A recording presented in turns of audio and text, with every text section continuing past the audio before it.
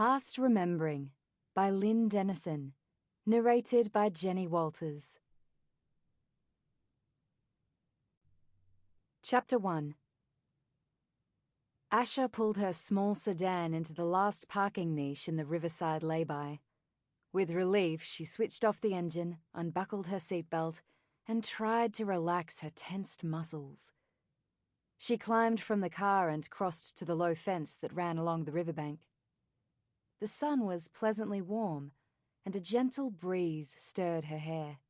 Because she was unfamiliar with this side of the city, she'd left early in case she had trouble finding Mrs. Chaseley's home. Now here she was with 20 minutes to kill before her appointment with the elderly woman.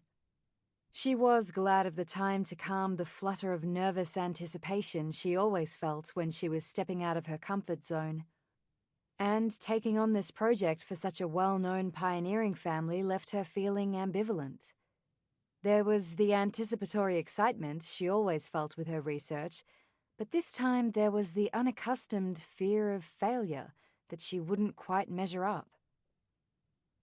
Asha tried to push away her feelings of inadequacy, feelings she told herself were unfounded. She had Tessa to thank for that.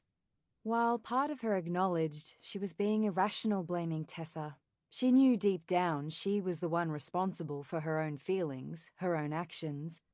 But her confidence in herself had taken a battering, along with her vulnerable heart. Tessa had had some input into that, surely. With a sigh, she glanced over the wide expanse of the Hamilton reach of the Brisbane River. From this distance, the buildings on the far bank looked almost modest for their considerable real estate value. But the yachts bobbing on their moorings gave a far more accurate indication that these were very affluent suburbs.